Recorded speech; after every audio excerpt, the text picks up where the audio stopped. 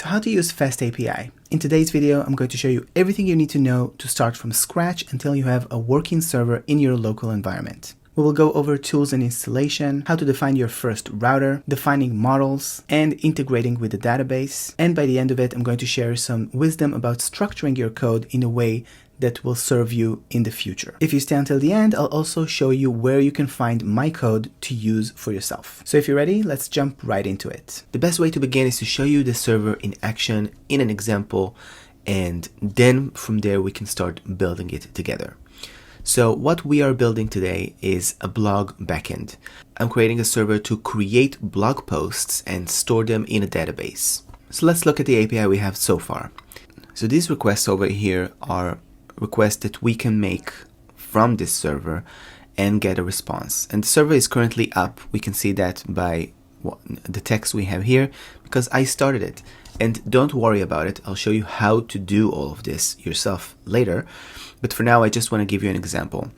So health Z is a request that on servers is traditionally used to make sure that the server is alive.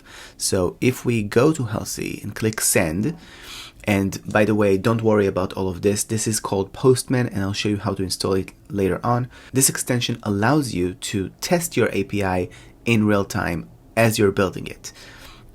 So I am getting this response here called status OK, which says, hey, I'm alive, I'm okay. And if I wanted to create a blog post, I have this request over here where I send to this address where my server is up right now.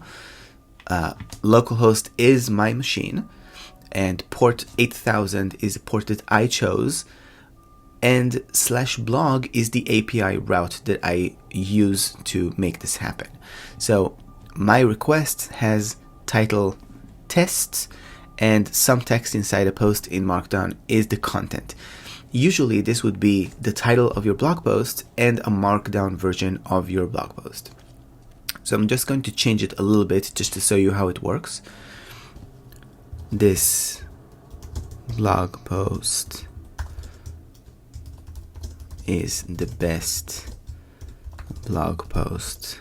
And then I send it, and I have post blog 200 OK. 200 OK says that the request succeeded, and I got this response, which is updated at, created at, content, the content I just sent, the ID, which is going to be very important, and the title. So if I take this ID, this is called a UUID, and then I go to get blog post. This is another request where I can ask for a specific blog post, and this gives me the request from the database.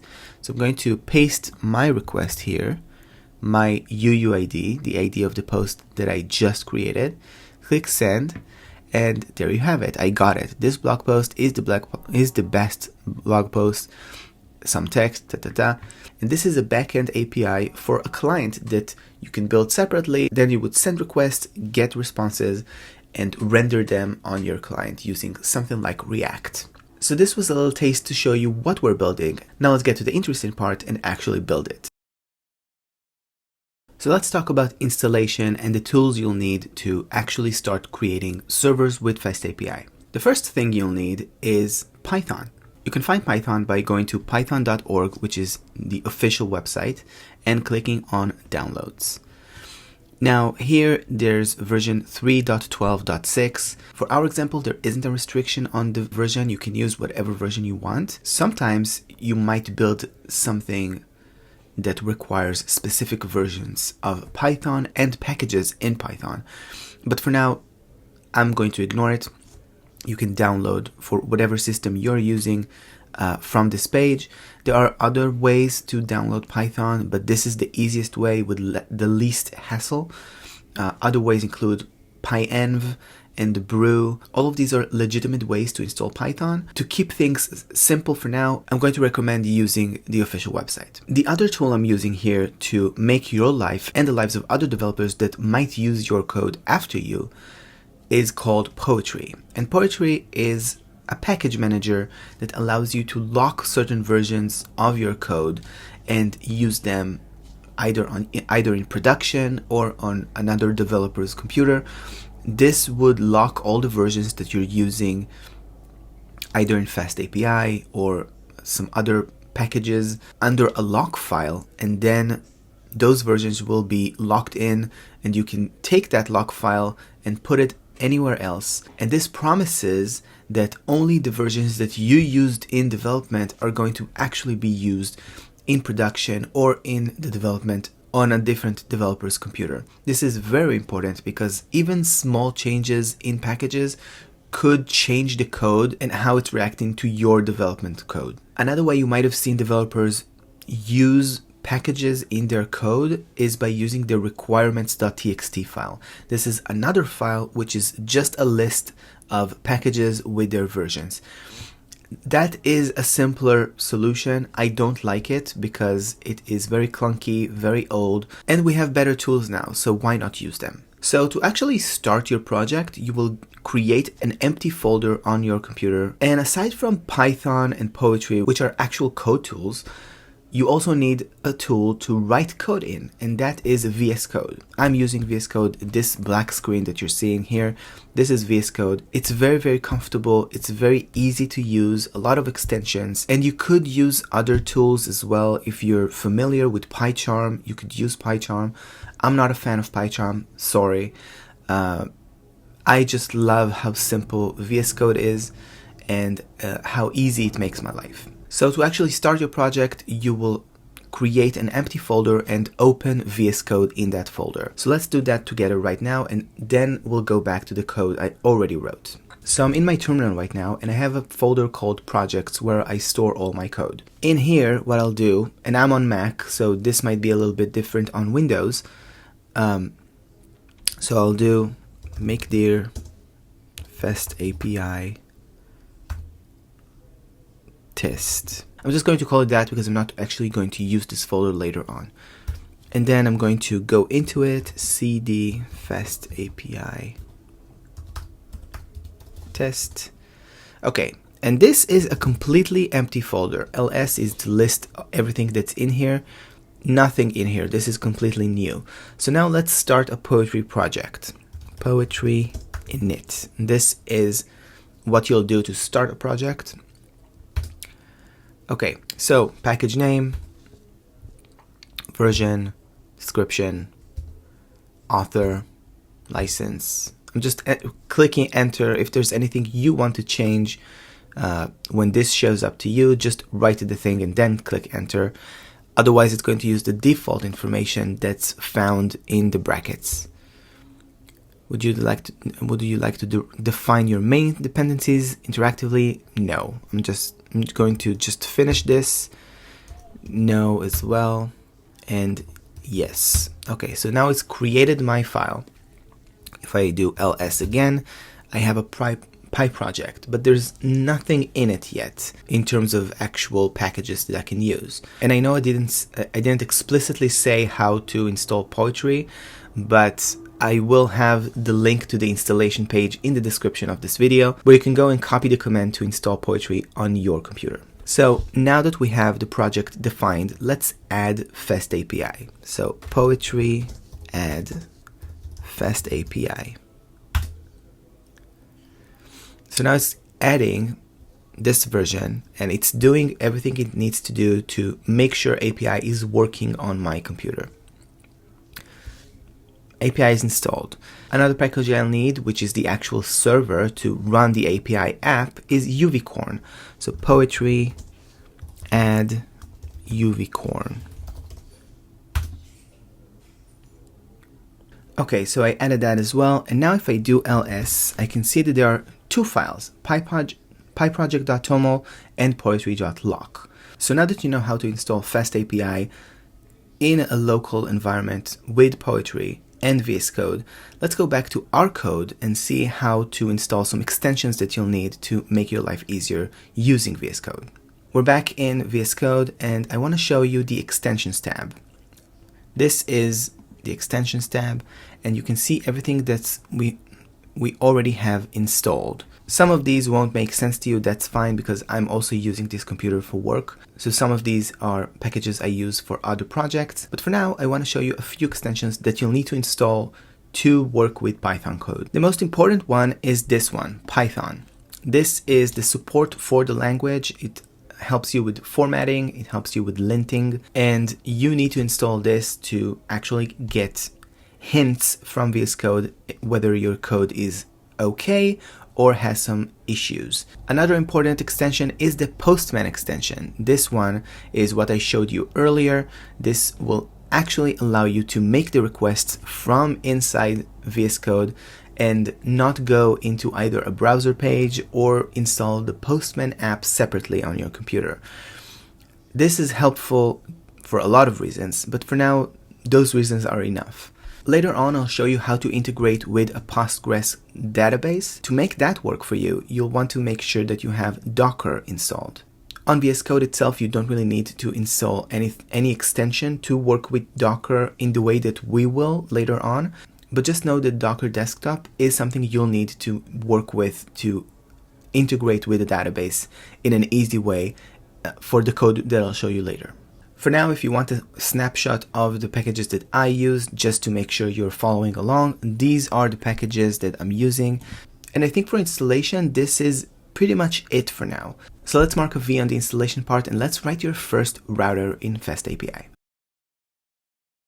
Do you remember the health Z router that I showed you in the beginning?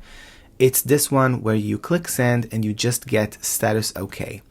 So let's write that. To actually write an API router, you need to import the API router module. Import means that you're taking some written code from a module and pulling it into your installation. This means that this code will be available to the module that you're writing below the import command. So I imported the API router class from FastAPI.routing, which is a module in FastAPI, and then I created an object from it called health router. To define routers, we're using this @ sign and use the type of request that we want to make. In this case, healthz is a GET request. So we're doing healthrouter.get and the route, which is healthz, and under that we have the function that is run when that API is called. So in our case, this API function is very simple. The only thing it does is return status OK. That's the entire purpose of this function. It doesn't have any other logic. And now you have to import it. So in our main file, app.py, let's go over how it's built. So let's start from the end. So this is the command that runs the server. Uvicorn is the server that takes your FastAPI app and runs it. So what we have here is the FastAPI app, which is app.app. This is the folder app, the file app, and then app is the object, the FastAPI object. This is what this means. Host, this is going to stay fairly the same for any server you write, because you want to receive requests from everywhere, unless you're doing something special with security where you only want to receive requests from a certain IP. Not sure you would be watching a beginner FastAPI video if you were doing something that complicated. Port, remember I told you that I chose 8000, so this is where you define it. And reload, this is something for developers where I can say true or false to make sure that any changes that I make are triggering the server to reload. And that's very useful, because if you're writing an API, you don't want to stop the server, start the server to make sure that it is accessible. If the reload setting is true, you just need to save and the server will reload and make that router available to you immediately. So how do we add the routers to the app? So first of all, we need to define the app. This is how we define the app. FastAPI is imported from the FastAPI module. We also need to import Uvicorn. This is what we did earlier. And we define the app and use all of these. These are documentation links that you get for free from FastAPI. you can actually use these to see your API and see rendered documentation of it. I'm not going to touch on it in this video because this is some extra stuff. Just know that it exists and let me know in the comments below if you want me to cover it in a future video. And then we have the lifespan function, which I'll show you here. So the lifespan function is what we're going to use to do stuff that needs to happen for the server. For example, create the tables for the database. So we'll touch upon this later, but this is essentially the only thing that happens in this function for now. I create a connection to my database repository and I create the tables, and that's it. And this code, the login.info, is going to happen if I kill the server, which means that this code will happen. Otherwise, the server will just shut down. So once we have the app defined, we need to use the routers that we defined, right? So you do that by using include router. So you need to import the router that you defined in a different file. So that's what's happening here. We'll touch upon blog router later, but for now, health router is the file that we defined the health router in.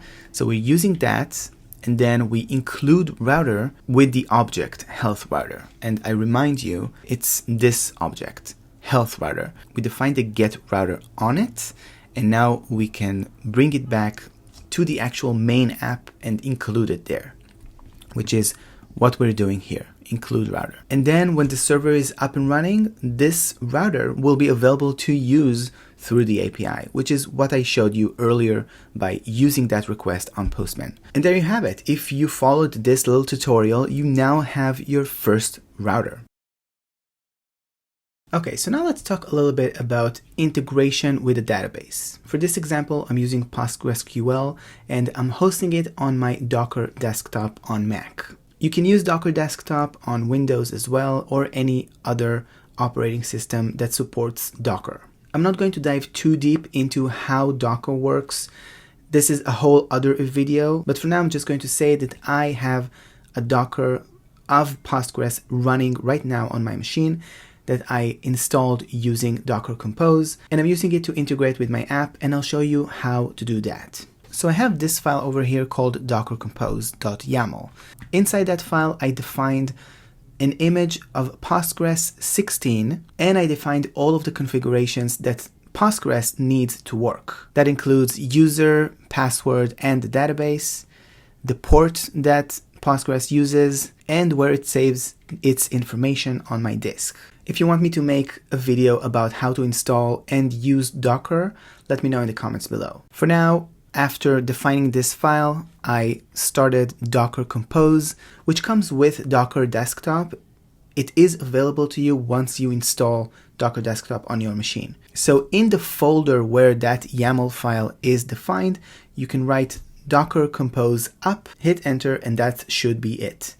You'll see something like this, which means that the database is running and you can use it. Now let's talk about how to integrate with the database in FastAPI. So in my app.py file, I have this function here called lifespan. This is a function that is accompanying the server during its lifetime, which means that you can define things here that are either recurring or initial to the server. It could be initiating your database, it could be a process that needs to run throughout the lifetime of your service, and it could be just listening to some requests that are not coming to your API, but rather from inside a cluster or something like that. So what I did here is to define these two lines, which one of them is an object of a class I wrote called blogdb repository. Before we check it out, let's notice that it is using a method called create tables. So let's dive into blogdb repository and see how it works. So blogdb repository has an init function,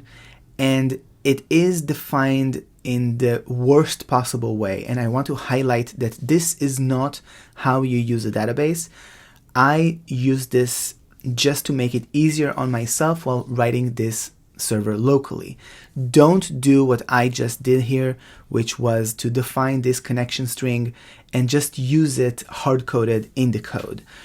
Usernames can change, passwords can change, databases can change, and even the address of the server where your database is located can change. So this is not going to work all the time. I just made it easy just so that I can integrate with my local Postgres because it's right here on my computer. Don't learn from this, okay? This is just to make it easier on myself. I'm connecting to the database with this connection string, and I'm creating an asynchronous engine, which is how SQLAlchemy works, and I save it into self.engine. So this is part of the object from BlogDB repository. Every time I'm creating an instance of this class, I'm creating an engine and a session. And the other function that is important to notice here is create tables, which we noticed before in the lifespan method. So what happens here is I import the base class of all the tables that I want to define in my database. This is the from app.blog table import base portion of this method. And I begin the engine as a connection. This means that I just connected to the server. And I run this command to actually create all of the tables in the database. So once the tables have been created, we can start using them. But how does the table look? Let's go into blog table to find out. So this is the blog table. What we have here is an ID, title, content, created at, and updated at. Sounds familiar? Because it is. This is exactly what we are getting back when we get from the API. I made it simple for a reason. So ID is generated automatically by default. I don't set the ID, and neither should you ever control the ID unless you know what you're doing. Most of the time, servers that you will write, you won't generate the ID by yourself unless you have a major reason to do so. So the ID is a UUID, which we saw in the beginning. It was this long string of letters and numbers. The title is a string, and it has a limit of 255 characters. Content is content. This is just text. And created at and updated at are date time columns, which means that only timestamps are allowed in them. And that's the table. Now let's look at some functions that BlogDB repository allows us to do. So if I go into BlogDB repository and scroll down, you can see first of all the insert method. This is a method that allows us to insert a new blog post into the database. So we have the blog object. This is not a regular model, which we will talk about in a minute. This is a table object, which means that this is an instance of the class we just looked at. So we fill in all of the information coming from the blog object, and then we are using the same engine to start an asynchronous session, and then we add and commit and refresh and return the object. This is as simple as it can get. Add means that we start a transaction, commit means that we are committing the transaction, and refresh means that we are getting an update from the database after the row has been created in it, which means that DB object will have the ID that was created in the database when DB object is returned from this function. And we saw this in the API. I'm not returning the ID alone. I'm returning the entire object with the ID already in it. Get is pretty similar. We have an ID, blog ID, and we start a session, and we get the blog object from the blog table using the blog ID. Now, we don't have the delete function yet, so let's start the delete function as well. We are going to use the async session to actually delete the object. We are creating an asynchronous session, we get the blog post, and we delete the blog post, and we commit the deletion, and we return the blog post object. We brought the ID, we got the object that we wanted to delete, and now we are returning the deleted object, which means that from the deleted request, we also see what we actually deleted from the database. So let's save that. And now let's go all the way and go and create the delete handler. So I'm going to go to the blog router, and I see that we already have the delete router. That's fine. Let's go into the delete post method, and the delete post method is going to use the blog repository delete. Okay, so it is this, but we need to change the flow. We'll talk more about flow later, but let's see. First of all, we need to change this to await, and we need to change this to async. And now we need to go back and do await here as well, and change this to async as well.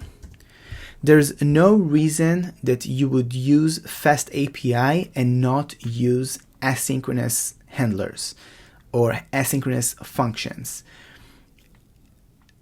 FastAPI was created to use with asynchronous functions. This is the way to go. You can use synchronous functions if you want to, but that's going to be very limiting for your app. So now what I'm doing is awaiting the delete. That's fine. And now also let's try it out in our Postman. So I saved, and if we go back to the make, we can see that restarts have been happening when we saved the code. So let's see if it's working. I'm going to go to Postman, and I'm going to create a new request here, add request. I'm doing this live with you, or recorded, but still I'm doing it with you on record. I'm going to click the drop down here and hit delete, and then it's going to be something similar to this. That's fine. Okay, so what we did earlier was get the blog post. So let's take this ID from this blog post and go to this new request. I'm not going to call it new request. I'm going to call it delete blog post. And let's change. This is, I think it's the same, but let's just paste it anyway. Yes, it is the same. Now let's hit delete, an empty response. We can check that in a minute, but let's see first of all what happens now when I hit get again. Okay, so it's not working. Let's see why. Okay, this is why, because we didn't await here. This should also be awaited. And let's see. Delete. Now let's get it again. And null. Okay, this just shows you the importance of writing the await command, because otherwise you get a coroutine, which means that it is a piece of code that was not awaited, which means it's kind of in the future. It's going to happen, but it didn't happen yet. Okay, so this was a little exploration of the integration with a database. We created objects, we got objects, we also created the delete option from the server, and we also added a whole new handler to the app. Everything we did so far was dealing with very lean requests, which means that we didn't have a lot of data to work with. But sometimes on servers, the requests can become very complicated. So for that, we use models, and that's what we're going to talk about next. Okay, so to talk about models, I want to first talk about the create blog handler, which means that this is what we use to create a new blog post. So we have two requirements for the request to create a blog post, which means we need the title and we need the content. And both of them need to be strings. So what happens when they're not? Let's check that. So I'm going to hit the create blog post request, and instead of writing a title, I'm just going to put the number 1, and I'm going to completely delete content. Let's see what happens. So this is just title, and it is a number. Let's see what happens. Okay, so we got the error code 422 unprocessable entity. So this is an error from FastAPI that says that title is wrong. Input should be a valid string. This is a validation error. And we also have missing. The content field is missing. And notice that we didn't just catch one error, we caught all of the errors. We caught that the title should be string, and we also caught that content is missing. And we can do even more if the model is more complex. So let's now look at the model that FastAPI is looking for when you create requests. So we can go back to the blog router, and we see in the create blog that we have blog post, new blog post API model. So let's explore what this is.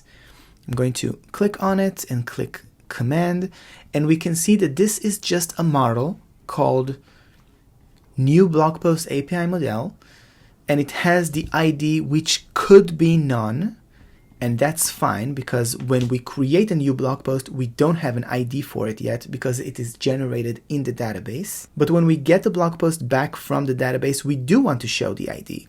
And that's why it's optional. It could be none.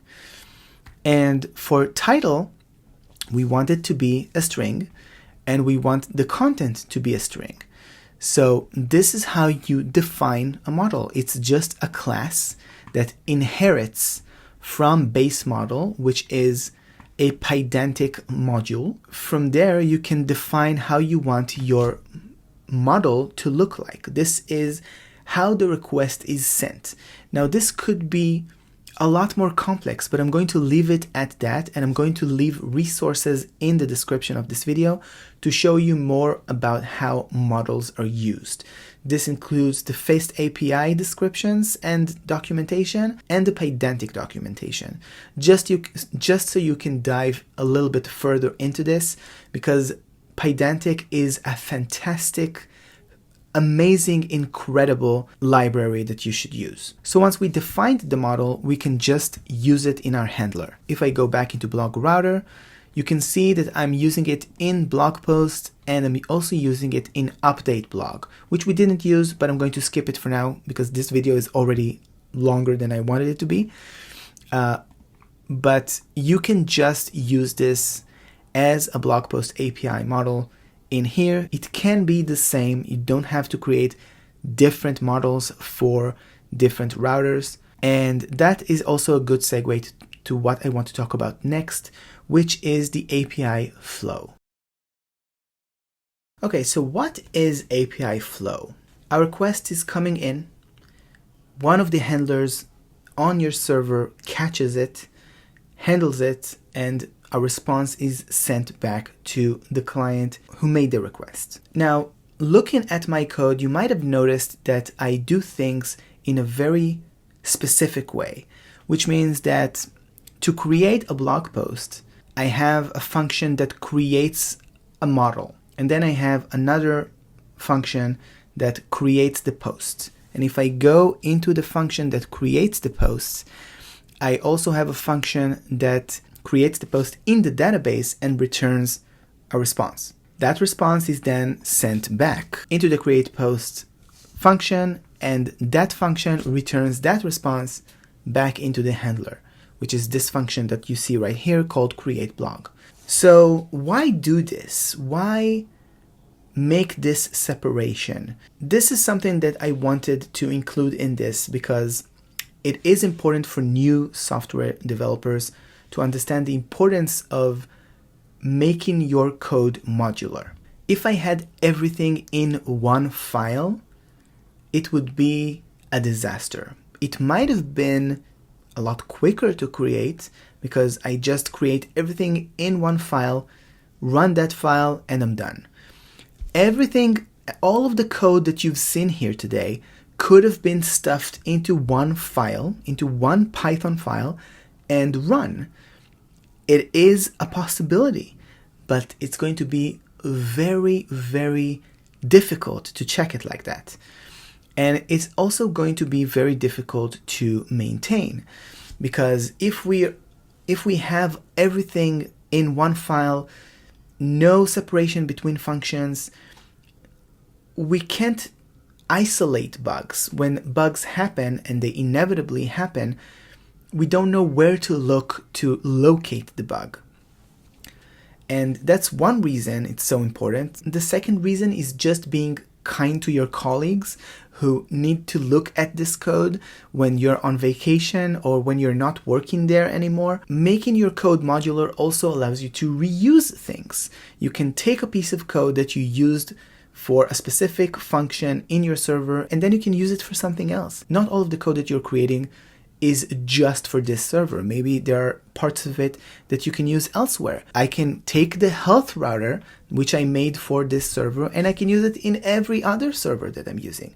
Reusability is amazing, and you should take advantage of it. Make sure that your code is ordered. Make sure that you aren't creating monstrous functions, and you are separating your code into sections where it is clear what every function is doing.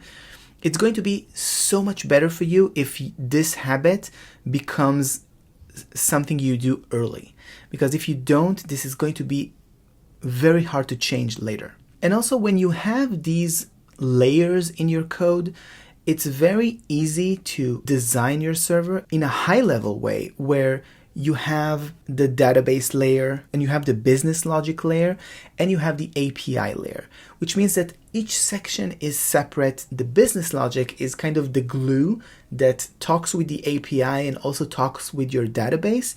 But think about it that all of these sections should be, and I'm going to use a term used in computer science, loosely coupled, which means that I can take the database section, completely remove it and replace it with another, and everything else should still keep working the same. Those are some advanced tactics. That's fine. I don't expect you to make your first server in FastAPI a complete professional creation, but just think about it from the early days when you're writing code. It's going to be a lot better later. And I can show you how I did this right here in this server, where you can see that I have the app folder, and inside the app folder, I have a folder called DAL. This is the database layer. And I have a folder called handlers. This is the API layer. This is where all the handlers for the API exist. I have services, which is the business logic. This is where the manager is defined. And I have mappers. These are just helper functions that allow me to translate API models into business logic models.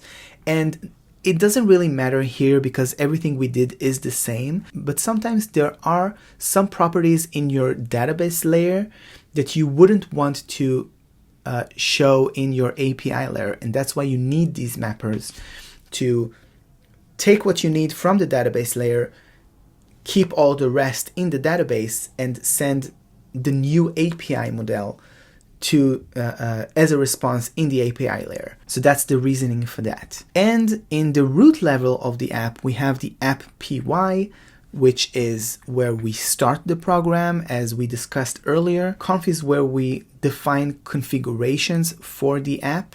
This is a separate module where you just define settings, and you can see that I again used a Pydantic module here to create base settings. If you want me to create a video on base settings and how useful it is to use in a FastAPI server, please let me know in the comments below. And the rest outside of the app is things that are in the repository that I'm using. This is a GitHub repository. Git is again a whole other topic. We will talk about it in a different video, not today, but you can see that I have here some other files. PyProject, where we discussed the poetry lock, which is where the locked version exists, and a makefile, which I created, which is again an amazing tool. Makefile is an amazing thing to use, and you can kind of use it to create commands that you often use, and a README, where I should write what this server is about, but I didn't because I'm lazy. Okay, this was the FastAPI video. I hope this was helpful to you. If you have any questions, any concerns, any feedback, let me know in the comments below. And because you stayed until the end, I want to share with you this repository on GitHub. You can find it in the description below. And also you can find my blog, where I will release a FastAPI article in the coming days. So please subscribe to that. I wanted to do it for this video, but I didn't have the time. But I will create an article featuring this video, so make sure to subscribe to the blog so you can get that blog post when it comes out. So now that we talked about FastAPI, I guess the next logical question is how to use this in a larger setting. Like, for example, in a production server. One of the steps you need to take before this can happen is to Dockerize this app. And that's the next video in the series. And when I'll publish it, you'll see it right here on the screen. But until then, thank you again so much for watching, and I'll see you in the next one. Bye.